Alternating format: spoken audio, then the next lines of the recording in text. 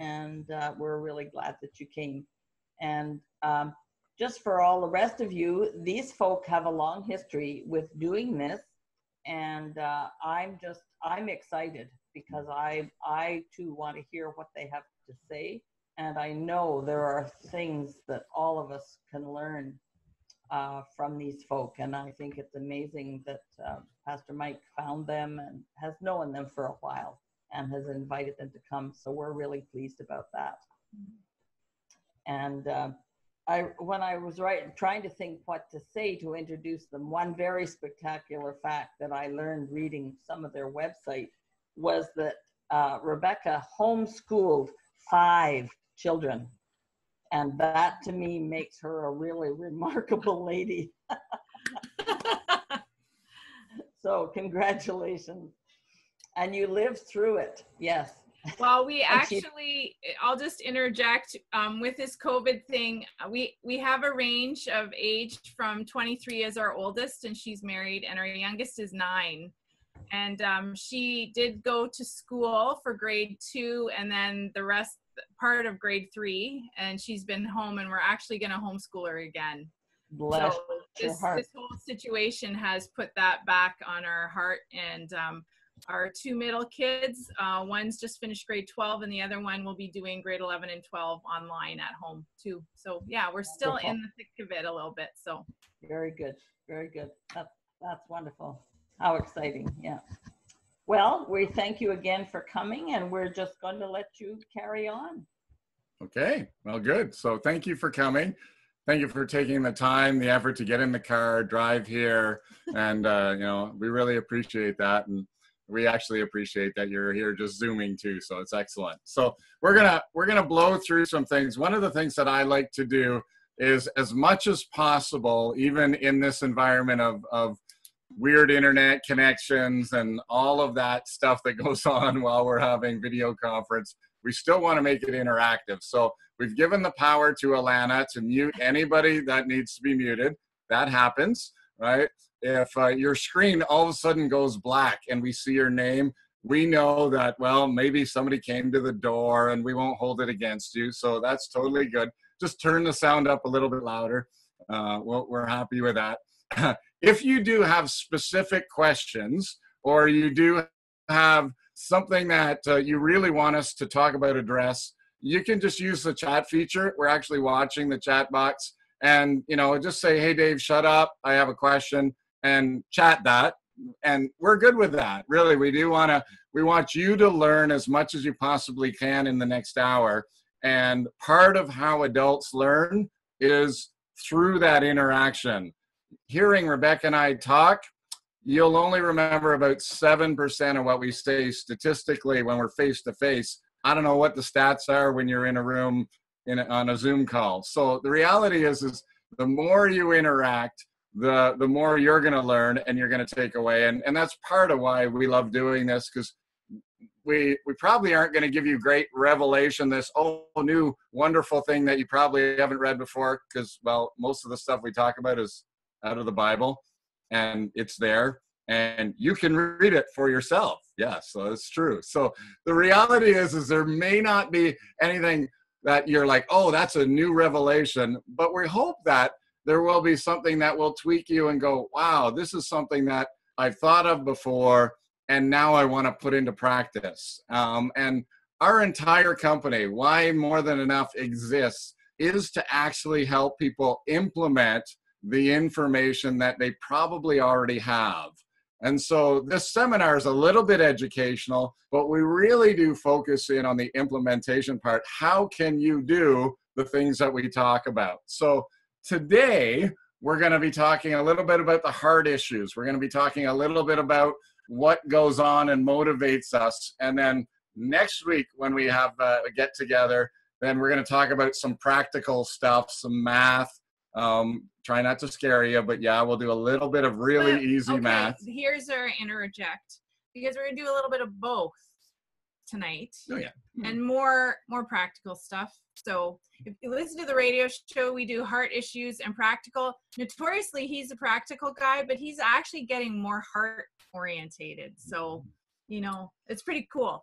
But at the end of the session, the last 15 minutes, there's a Q&A as well. And that's when the recording is going to stop, just so you know. And so that if you have questions and you want to talk about them, we're not going to record that part. That's not going to be on YouTube or anything like that. So just if you hadn't heard that, then there it is. Okay. So I'm going to do a little screen share, just so you can follow along. Of course, I see that most of the people that I can see have notepad in hand. They're got their pen handy. I see. I know. And there's so a handout. very good. If you've got the handout, if you don't, I'm sure Alana can fire that to you electronically. You know, whenever that happens. But the reality is we're going to try and make it as fun and as easy as we can to follow along. So I'm going to hit the little share button here, and hopefully that works. And hopefully you can still hear me. And if you can't, then, well, let me know, right? So, can you still hear us, Alana? Yeah, she's got thumbs up. Okay, good. Thank you. Excellent. He's just trying to figure something out. Hang on, I think I shared the wrong screen, so I'm going to try that again. Okay. So while he's trying to figure that out, on your handout, the first thing we start with is the big why. And there it is. Mm-hmm. And the question we're always asking people is, why are you here? And that question we ask is because you need to know why you're here. Are you here to get out of debt? Are you here because you want to invest the money or buy a house, or you've never learned about financial stuff? So are you here because you want to know how to homeschool your kids as you go through? We're not talking about that. Anyway, so that's why, but it's really important in the next few minutes. So Dave's going to talk about that more. We want you to think about why you're here and write it down in the space or in your journal, whatever you have. And there's no wrong answer. You guys may be great with money, not be in debt. There's a million reasons to come to a financial seminar. So while you do that, Dave is going to share about why we're here. And just before I do that, if you want to share in the chat box and put a quick summary of it, we also want to know that if there's a particular question or issue that you want to address, we can either do that tonight or maybe we'll do that next week. So really important in a sense, again, for that feedback, that interaction for us to know, okay, well, if you're here for a particular purpose, we certainly want to make sure we address that. So why are we here? Well, for me, that answer is really quite simple. 15 years ago, God said, I want you to leave your family business and do something different. And that was probably the scariest year and a half of my life as I figured out, okay, what does that mean? And really what it meant was I was just going to follow what he said day after day. And I ended up having a phone conversation with Lynn Fraser, who at that time was shall I say, a little bit frustrated in her own ministry because she had been doing seminars like this and talking to people through her business for about 5 years, and saw the Canadian family going further and further and further into debt, and saw the church following that same path and saying, wait a minute, there's got to be something that we have to do different as a church and as the body to not follow the pattern of the world. And so she had this idea to start a coaching company. And the short answer is that began my journey into really just bringing hope and freedom to the people of the church. Anybody who wants to hear the message that you can actually live debt-free, you can actually do that, have that way of life and not feel you're on a financial diet all the time, or not feel like you're constantly penny pinching. And you know, part of our mission here at More Than Enough is just simply to bring freedom in the area of finance. And what does that mean? And so again, our journey, as I said before, we went right to the Bible and said, okay, how do we start to implement the principles that are written right down in the Bible? How do we implement them in the context of our day-to-day here in Ottawa, in Canada, in 2020. At the time, it was 2015, I think. But 2008. Or sorry, 2008. Yes, thank you. So that's why I'm here,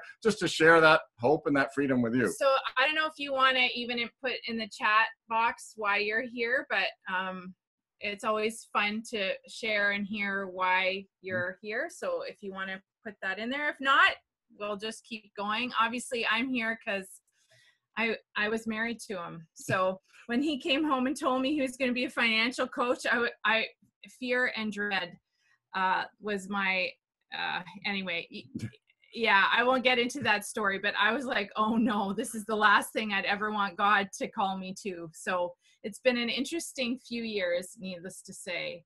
So just, okay, so somebody wrote that, to pay off their student loans.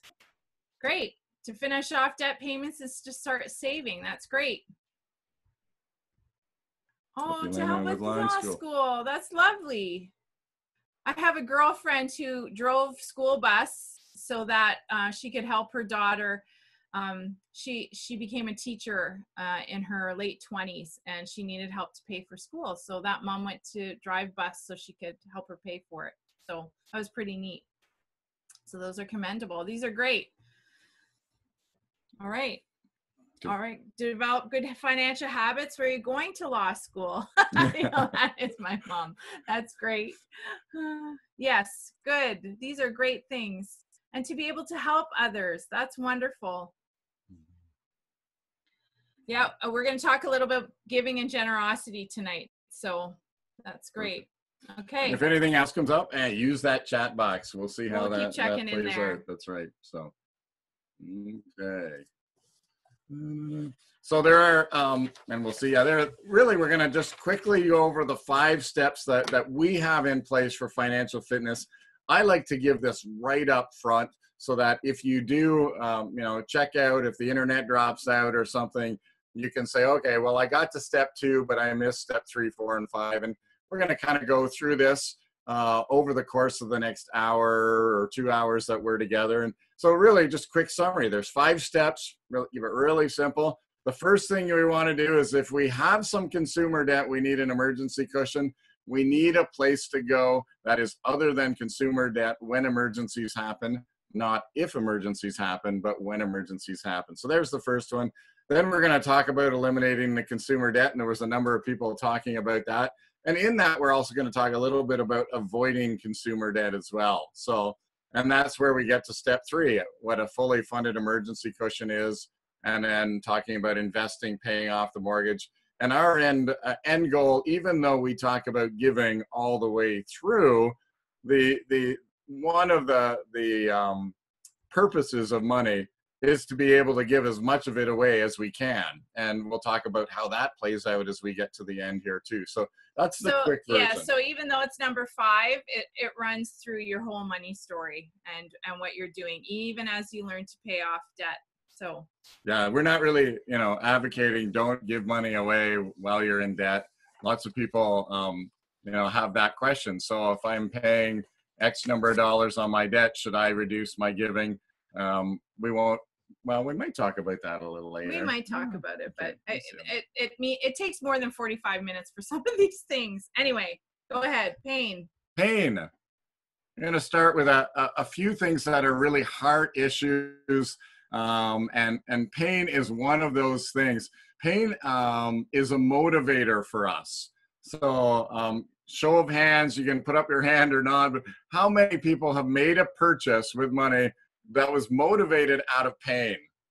That's me. Yeah, show of hands. Yeah. Because pain often is one of those things, and we're not talking about good decisions or bad decisions. It's just a motivator. And so knowing what is motivating us when it comes to money is really important. It's one of the reasons we talk about it right here at the beginning, because when it comes to money, the culture, the environment, the voices that are in not just our heads, but around us that convince us that, the pain will go away if I spend money on this widget, right? Whatever the widget is, or I'll avoid the pain if I buy this widget. And if you want to proof in the pudding. Just look at all of the exercise, TV exercise tools that will make you look like you're, I don't know, super fit, and you won't go through any pain. Well, I'm going to go buy that, right? Well, it doesn't really work. And we know that sometimes that's the case. So pain is a big motivator for spending money. The second motivator that we know happens is pleasure, right? So again, little show of hands, and I'll be the first one to put my hand up, is, motivated by pleasure. If I'm going to spend money because when I do, I feel better, or it gives me that sense of accomplishment. There's just so many voices that say you will feel better, look better, be better, all of those things if you spend money on, again, this widget, whatever it is. And for me, it's going to the beach. I think we all have our pleasure points, but I'm like, let's save money so we can get to the beach because, I deserve it and all that stuff. Yeah. I'm just kidding. Well, and for me, I like to kite surf, right? So yes. the pleasure, okay, I watch YouTube videos of guys kite surfing all the time. That's a bad thing to do with your spare time if you don't have a little bit of extra cash to be spending on the thing that you brings you pleasure. So I really want to address right here before we get to the third P that we're going to talk about today, and the idea or the concept or the principle that money is not moral. It's not good. It's not bad. We've heard the I'm sure around us that says, debt, we've got bad debt or good debt, and how is that defined? All of these things. The reality is, and the Bible speaks really clearly about this, that money is simply a tool, one of the tools that God uses to advance his kingdom here on earth. Yes, we recognize that it's man-made and it's an exchange of goods, but the reality is God really does, again, very clearly say, we want to use the money that we have, the resources that we have to advance his kingdom. And Jesus had a number of parables that he spoke specifically about that. There's a number of references in the New Testament that just talk about, okay, use money to gain eternal treasure for yourself, for your neighbor. There is an exchange that happens. And so often, and the Bible speaks really clearly about this, is that when we spend money, it's evidence of kind of a selfishness of, I got to spend money on me first, and maybe my family next, and my neighbor might be fourth, fifth, sixth down the list. And the reality is we know when Scripture says, hey, wait a minute, aren't we supposed to love God and then love our neighbor? And isn't what goes on in our bank account reflective of where our heart is actually at? And so in some of these things, we just want to have clarity. We want to just create wait a minute, let's have a forum and an opportunity to talk about what is the true purpose around money. And that's the third P, is purpose. And that has two aspects that we're just going to touch on just briefly today, because we don't want to take all the time here. But purpose is so key, because when you know the purpose of money and you know your purpose to use that money, then the money, and I love to say this, I say this all the time, but you get to make the money behave. I don't know if you've ever experienced that, but my money seems to have attitude, and it misbehaves all the time. And it's really not my fault. It's the money's fault. Like, it's not me doing it. It's the money doing it, right? Well, when we have purpose, this becomes our true North Star. It allows us to look and say, I'm going in that direction. I'm going to spend myself, my resources, and my money to get from where I am now to that place. And when we do that, then the decision-making around money gets really clear. And when we do that with our spouse or even within our family, we can now have a family project that we say, okay, we're going to save up, we're going to put the money in the jar, and when we have enough, we're going to go do, and you name whatever it is. So here's a little practical tip. If you don't know what your purpose is, And we do seminars about this. So as you can tell, Dave and I talk about all these kinds of topics all the time, and we have a lot to say. So we're going to try and pick and choose because we know our time is limited. But if you don't know what your purpose is, or you wonder, you know, what do I want my money to do? You know, is it for kingdom purpose? Is it for law school? Is it for, you know, building a cushion because you don't have one right now? You know, talk to your spouse about those, or talk to yourself. We're going to talk about financial dates a little bit tonight, and have a financial date with your spouse or with yourself. Sit down and have an intentional time. What am I doing with my money? What do I want it to do? But most importantly, what does God want me to do with it? What's the purpose? What is his purpose for me? As Christians, we can ask those questions, and we're free to ask you, ask you, get a pen, get a journal, get time alone, then come together with your spouse and say, this is what I'm thinking. You might not figure it all out in one fell swoop. It may be months, it may be years even, but there are some things that God's going to give you. One thing we talk about a lot is if you don't know what your purpose is, there's two very clear things. To love the Lord your God with all your heart, soul, mind, and strength, including your money, and to love your neighbor as yourself. So and you guys have been through the fire with this, we know, because of the tornadoes, and what you guys have done as a church and what you had to do together to rally and get through that time. So you already have a little bit of that, but that purpose is just a great motivator. And here's the other tip. Once you know that, you know what your goal is. So let's say you have $20,000 of student debt. You write down the student debt, you put it on the fridge and say, I'm paying this off. You put that on the fridge. And every time you want to go buy a pair of shoes, or in my case, go to Starbucks, because that's my thing. Apparently they're closing now, a whole bunch in Canada. But anyway, I haven't read that, but enough. The sky is falling. The Lord is returning. Starbucks is closing. I mean, anyway, so I don't know about that yet, but I heard a rumor. Put that on the fridge. If I go spend $10 this week with my girlfriend on Starbucks and goodies, then that's going to take away $10 from my goal of paying down my student debt. We had a family who did this. They wanted to actually, they ended up in YWAM actually for 6 months. They were an older couple. They paid down wads of debt, and this is what they did. They put it on their fridge. So if she wanted a fancy pair of boots, she'd write it down. She'd acknowledge the desire, but she knew if she didn't put it down and she went and spent the money, it would slow down the goal for which she had this purpose, and that they wanted to be debt-free. So I just add that. It's a really great practical tool for you guys. So we talk about pain, purpose, and pleasure, and we're going to skip right into giving. This is a heart issue. We could say so much about giving, but I love the proverb. I put it in your handout. Proverbs 11:24 and 25 says, one person gives freely and gains even more. Another withholds unduly and comes to poverty. A generous person will prosper. Whoever refreshes others will be refreshed.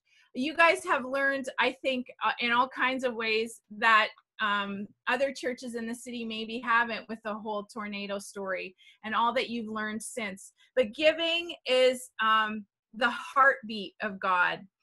We like to say it more than enough. It's God's DNA. He's generous. He's just an abundant giver, and he loves to bless.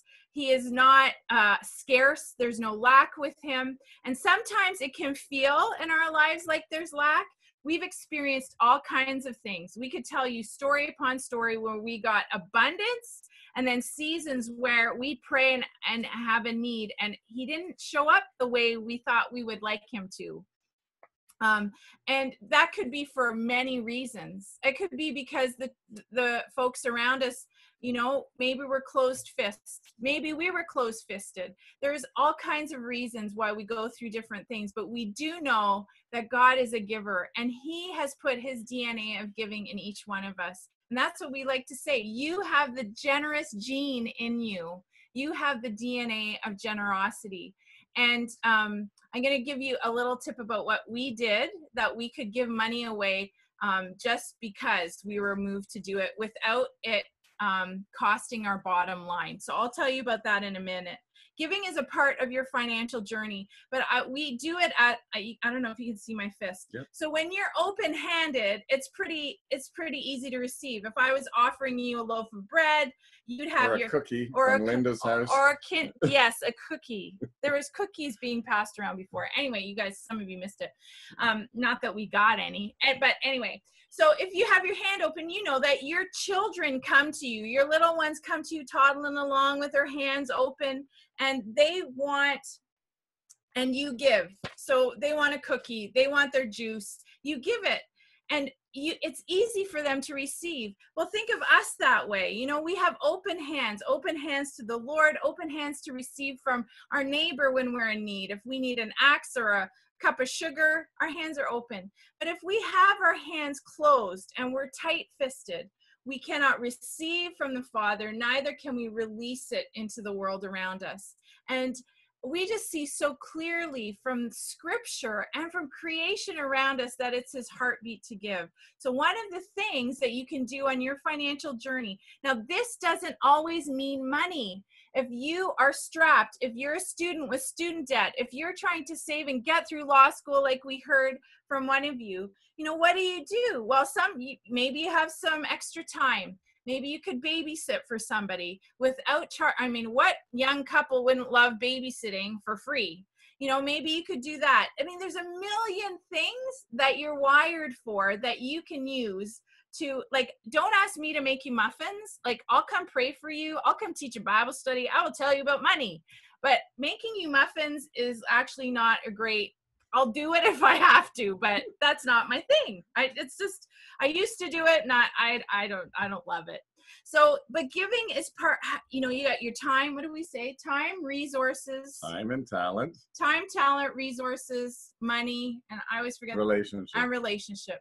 So there's ways for you to give that don't necessarily mean you have to, if you feel strapped, if you want to pay down that debt, you know, yes, give some money, but you really, we did 2 radio shows that are on the CHRI on Friday this week and next week. And we talked to our friend who's quite passionate about giving. And we talked about that, how to give, what does it look like? And it really comes out of our heart relationship with Abba, with our Heavenly Father, finding out how he's wired you and then what he has put in front of you to be a part of. And you're not going to be able to give to everything. And some people may make you feel guilty about that. But you know that as you walk with the Lord, he'll tell you, and he'll tell you how much, and he'll prompt you.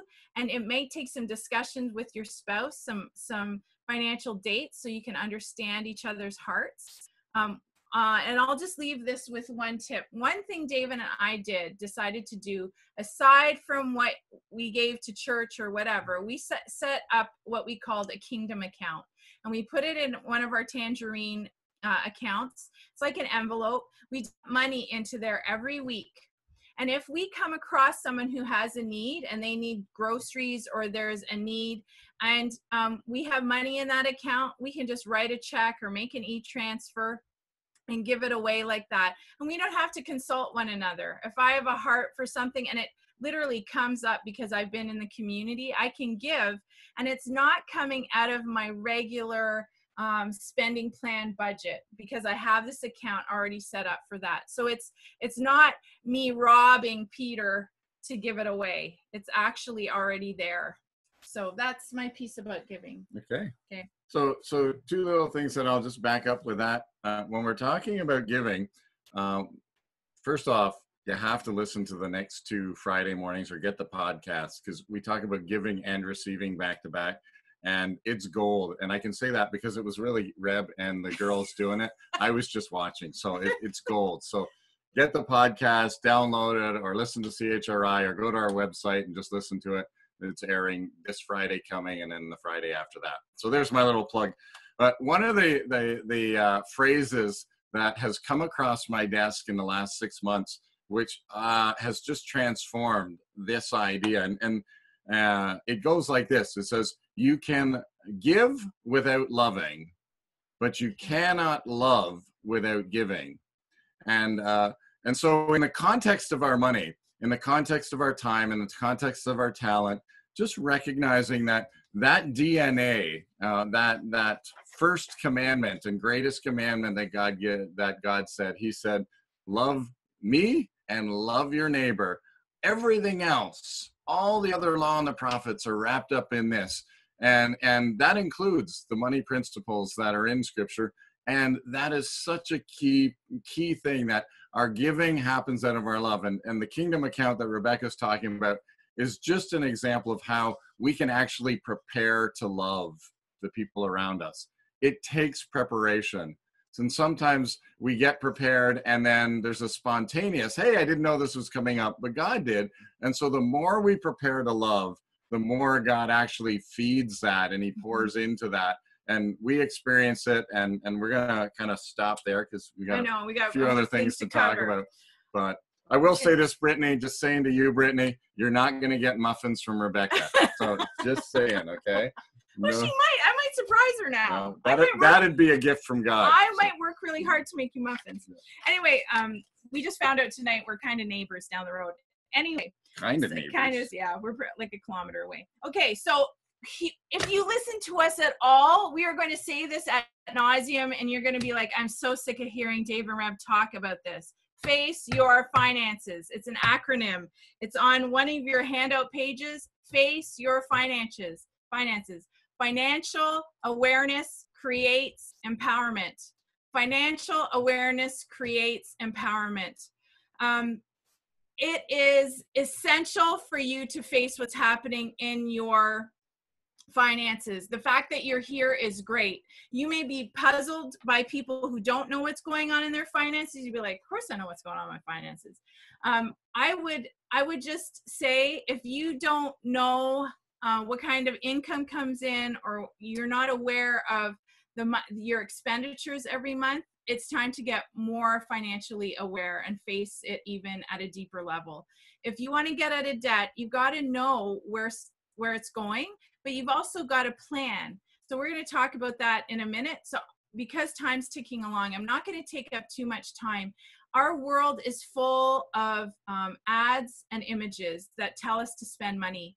We have to be vigilant and intentional and so aware of how we're being, how the world speaks to us about spending money. Now, I know we're in this COVID environment and it's totally turned everything upside down, but the messages are still there, right? We are a society that spends money, and that's how the economy keeps going. But our debt levels are so high, we're facing the reality of that right now.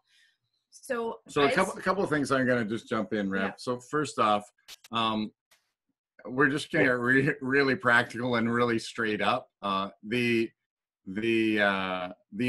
plastic environment that we spend money with. We can spend money e-transfers. We can spend money with debit and credit. That environment alone has disconnected this generation from the value of money. And I'm not just saying that because it's Dave's idea. There's now a whole study called neuroeconomics, which studies the brain and how the brain functions around spending and the economy. And what they found, to be really quick and succinct, is that when we spend money and it's tactile, it's cash, we can actually count it out.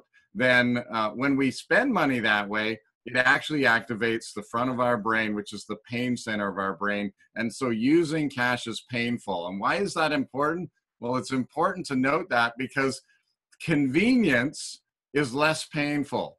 And so I don't know about you, but I'm going to talk about me and my story. I have walked into the store any number of times and paid for something with a debit or credit card, and realized as I left the store that I didn't actually know how much I just spent, know if the bill was even accurate, and hadn't really decided how much before I went in the store I was going to spend. And so I end up walking out of the store and walking to the car going, jeepers, it's really easy to spend $100. Like, no, all I came into the hardware store was for a couple of and I'm walking out spending $100. How did that happen, right?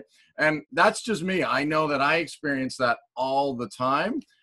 If I were to have that $100 cash in my pocket, so I had to go to the store or to the machine, put those bunch of 20s in my pocket, and then whip those out when I'm at the cash register, I'm feeling the pain. So if you want to get really connected really fast to your money, then in the places where you want to get connected, so maybe it's grocery spending, maybe it's hardware store spending. If you're like me, maybe it's every time you go to Princess Auto. Wherever you go that you know is the place where you want to stay connected, take cash. It will immediately keep you in line and just make you aware, make you become aware of where the money is going. Now, we say that, and we're fully aware that more and more places aren't taking cash because of COVID. So we're going to talk about a little bit about that next week to help us figure out how do we stay connected with our money and be financially aware while everything's happening in cyberspace. Really, that is one of the big questions we are grappling with. How do we help you stay aware? Because now some places in our area won't take cash anymore. But anyway. So one more thing, because this is your homework, pay attention, write it down. When we get together next week, I want you to think about it over the next week, when you're spending any money, where you're spending money. And again, just think about that. So if I know and want to stay connected, what are some of the tools? What are some of the new ways that when we spend money, that I can still feel that connection, feel that pain in the same way that I used to use with cash? And we're going to do a little check in next week and go, hey, have you got any ideas? Because again, Rebecca and I don't have all the answers, but we know that all the answers are out there. So because time's ticking along, we'll probably shove this one into next week, but this is a really important piece to staying financially aware, and that is having a financial date. So we're not going to go into details about how to do that. We can actually get you some information, even if we don't tackle it too deeply. You can contact the office. I have some information about how you can have a financial date with your spouse. If you're having trouble. We did a podcast on that too. We have done. So I'll find it and maybe get it to Alana and she can send it to you guys. But it's really important. When Dave started coaching, it was horrifying, actually, sometimes to have to talk about money when you're vulnerable. And at the time when he started, we weren't making any money. We didn't have an income. How's that for a financial date? Really quick. We don't have any money to spend. Don't spend any money. Okay, so, let's go. I mean, that's a whole part of our journey and learning that God is our provider. But it's scary, and I totally understand. But at this side of it, after 12 years of doing it, we're on the other side, and it's really good. So we're going to get you some resources about that. Alana, remind me, send me an email, please, and we'll get you some resources, because we want to leave you with some practical things that we're going to need to know when we do the debt snowball next week. So take it away. What are we taking away? $300. Okay. So we've talked about some of key principles, and the last key principle that sounds really almost ridiculous to say out loud, but I'm that kind of guy and I'm going to say it out loud anyways. And that is fundamentally, we need to learn how to live on less than we make. I'll say it again. We need to learn how to live on less than we make. So it doesn't matter really how much you make or how little you make. The principle is still the same, that we need to learn to live on less than we make. So for some of us, we're in the place in life where we actually need to make more money. Like whatever it is, maybe we're underemployed, maybe we've been in COVID and we're not employed anymore. There's all kinds. So yes, so that may be your focus. And in our world, what I have found over all the years and all the families that I've been coaching, often there's a lot of guilt and a lot of shame around the spending side of the ledger, so to speak, when the true reality is there just simply isn't enough income to they're not overspending on the expense side. There just simply isn't enough income on the other side. So we shift the focus to what can we do to actually generate some more money. and then things come into balance. So you're going to look at your own numbers. And again, if you take a piece of paper and you draw down the center, and on the left-hand side, you put the income, and on the right-hand side, you put the expenses, and you do that, and we'll talk about that in the financial date. But the reality is, if you do that and constantly you're seeing the expense side has more things on it than the income side of things, don't default to, oh, I'm terrible with money and I just don't know how I'm going to make it. Don't default to that place right away. The issue may simply be that we need to find out if you need to generate some more money. Yes, it may mean we have to change some of our expenses, and that's why we've got on the screen there, track all your spending for 60 days. And I'm going to add to that, track all of your income along with that for the 60 days, because the point is we have to free up some money every month. That's the goal. The goal here is to say, I'm going to live on less than I make. And why is that? Well, we're going to apply that money. In our case, we're going to use that money to pay down some debt. We're going to use that money to make some savings. We're going to use that money, hopefully, and in the end, to be able to be more generous. But this one key thing, which sounds, kind of ridiculous, doesn't it? It sounds a little bit simple, Dave. Yeah, we know we got to live on less than you make. It is incredibly difficult in our current context in the world where so many voices are pushing us around to spend more money than we make. And that's really one of the key simple things. It's easy to say, much more difficult to do, and even more difficult to do when there's 2 of you, or when there's 5 of you, or when there's 7 of you, because remember, your family's included. We have 7, so it's 7 voices right here in our home that are saying, well, I'm hungry, I'm thirsty, I'm tired, I'm whatever it is, and I need to, I want to feed that thing, and it's going to take some money to do that. So just recognize that when you're tracking your expenses, and for some people that might be really easy. You could go back in your bank account, look at the last 60 days and go, hey, I'm done tracking. Look, all of my money that's coming in, that's going out, it's really easy.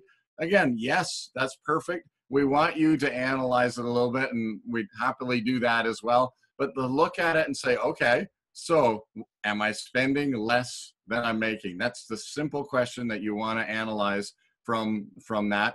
And then we want to look forward, because we want to continue month after month, week after week, to spend less than we make. Because we're going to capture, and we'll talk about more of that next week, we want to capture money every month that's going to be extra over and above your minimum payments on your debt, so that we can start this snowball. And some of you maybe have already heard it. Dave Ramsey teaches the snowball, but we'll go step by step through it next week to help you. And because our time is... Yes, we want to get some questions, so we're going to stop there.